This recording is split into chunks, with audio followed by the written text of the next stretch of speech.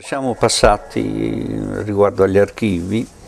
da un periodo in cui essi venivano considerati come semplice custodia dei documenti,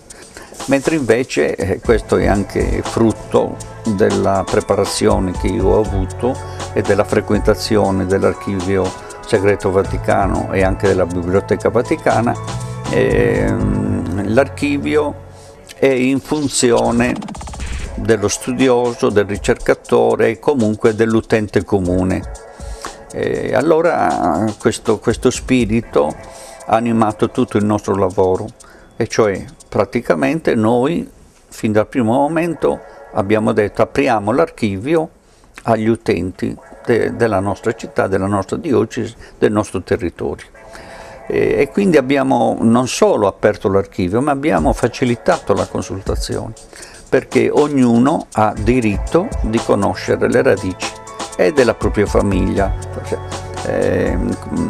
consultando i quinquilibri per esempio, battesimi, matrimoni, e molte sono le ricerche genealogiche al riguardo,